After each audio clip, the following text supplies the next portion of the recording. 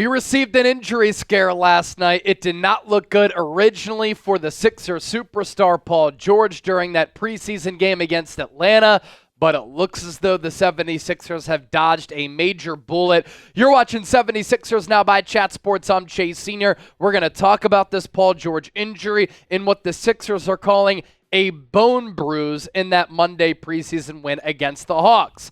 Pray for PG. This is the most excited that I've been for a Sixers season in a long time. I know a lot of you agree, so type PG down in the comment section right now. Shams Charania, NBA insider, now for ESPN, which is kind of weird to say, taking over for Woj, who left for St. Bonaventure to help run their basketball program. Yes, that is true. Tweeted this out moments ago that 76ers star Paul George has a bone bruise, no structural damage to his left knee, and he will be reevaluated in approximately 1 week.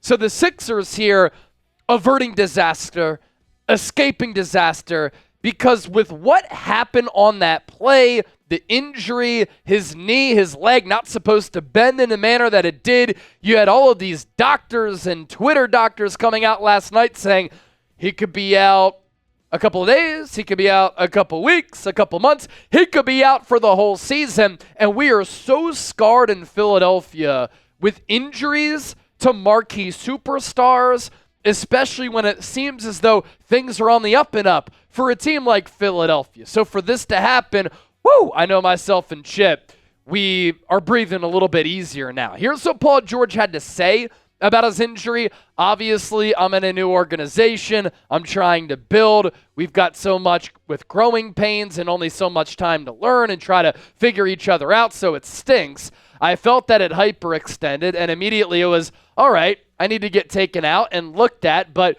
if you ask me, I'm not too concerned about it. He said that after the game, and he was seen hobbling, limping a little bit with the knee sleeve on, and then the Sixers practiced on this Tuesday, October 15th, and some media members saw him kind of limping with that sleeve to his car. But for George at the time to say, I'm not too concerned about it, that was, of course, a good sign, but you just never know what that imaging and what that MRI is going to show. This is what's notable here. They're going to reevaluate him in 1 week. Does that put his season opener in jeopardy? I would imagine he's probably not going to play against the Milwaukee Bucks on October 23rd. It's October 15th right now. That's in 8 days. So he'll be reevaluated, next Monday, next Tuesday? Next Tuesday is the 22nd. So is he going to play that following day? I highly doubt it. And why would you play Paul George? He has an injury history. He's an older player who's been hurt a lot. You need him to be right for the NBA playoffs, and you just gave him a max contract. Why would you risk further injuring that knee? And you look at the Sixers' first 5 games here, opener against the Bucks at home, on the road against the Raptors, on the road against the Pacers, home against the Pistons, home against the Grizzlies. Nick Nurse spoke earlier on Tuesday before the report from Shams Charania, and it seemed as though he wasn't too concerned about it, certainly trying to work him into things, and he wants to work into things too, so this doesn't give him a chance to do that. Hopefully it'll be okay, so he's back with us right away. And I get that it might look a little bit ugly at the start of the year. Paul George is feeling the pressure of living up to the contract and getting acclimated with his teammates, and of course there's a basketball challenge there. But you have to have the long view here with the Sixers team. Paul George, Joel Embiid, they have injury histories. They need to be ready, and they need to be healthy for the playoffs. So if you have to manage injuries, manage workload, manage minutes to get the Sixers to the playoffs, that's fine. Of course, you want to be able to work on the basketball stuff. They need to get some in-game action together to get a feel for how one another plays and stuff. But you don't want to mess around with an injury like this. So, Chip, I texted you last night with the video, and you're like, you got to be kidding me. That was exactly my reaction, but at least now we get this news, and it's like, okay, because we were expecting perhaps something really, really bad or at least a little bit worse. Yeah, when I first saw the video, when you texted it to me, and then some of those photos started coming out, like the angle from behind, you see his knee going the wrong way, I was fearing for the worst. just with the luck this team has had dealing with injuries over the past number of years, franchise very long history, time, yeah. it just seemed like, oh, here we go again. Luckily, he's all good. Nurse said earlier today that everything seemed okay. That was before they did the tests, and I was like, well, what does that mean? Now they do the imaging, they do the MRI, he's all good. So this is obviously, all things considered, very, very good news and positive news for the Sixers. Evaluated in 1 week, we'll see what that means. Will he be healthy in 1 week? Could he miss another week or two after that?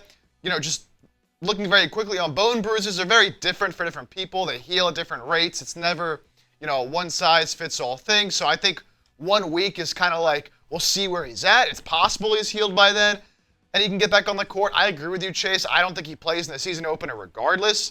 It's just too close of a time frame. I know they want to get everybody together and playing on the same page, but we've seen this team already. Daryl Morey, Nick Nurse stressing how important it is for them to be healthy come playoff time. That's been their priority with Joel Embiid. And Morey and Nick Nurse said, Joel Embiid and Paul George probably won't play many back-to-backs anyways, so I imagine they take a little bit more of a conservative approach with Paul George as they are with Joel Embiid. But they do want to get him out on the court to get some chemistry with his new teammates, but just a blessing that he didn't suffer a serious injury. Hopefully it's only a week or two right now. We'll find out in about 7 days where he'll be back. And for right now, I'm just thinking that he's, not going to be out for an extended period of time. And for right now, we're wondering if Paul George misses some time, who on this Sixers team needs to step up? We've been complimenting and talking about the Sixers' depth for a long time. So if PG is out, he gets reevaluated in a week, and the Sixers say, you know what, it's probably best to put him on the shelf for a little while just so that he can get that knee back. Who needs to ball out if PG misses some action? We're going to talk about that coming up around the corner. But first, want to give a shout out to Prize Picks for making today's 76ers now possible. Prize Picks, the best place to get real money sports action. With over 10 million members and billions of dollars in awarded winnings, Prize Picks has made daily fantasy sports accessible to all. You just pick more or less on at least 2 players for a shot to win up to 100 times your cash. Run your game all season long on Prize Picks. And when you play $5, you get $50 instantly. You don't even need to win to receive the $50 bonus. It's guaranteed. And what I love about Prize Picks, you can go 2 to 6 player stat projections. You can also combine sports. So let's do that here to show you what you're capable of doing on the Prize Picks app. Juan Soto, Game 2 against the Guardians. More than 1.5 hits, runs, and RBIs. Justin Jefferson, Sunday against Detroit. Huge divisional game in the NFC North. More than 84.5 receiving yards. And then Quinn Ewers, Texas, Georgia, Saturday night, less than 255.5 passing yards. So get $50 when you play $5. Run your game with Prize Picks. Download the app, create an account, use that code CLNS, and get $50 when you play 5.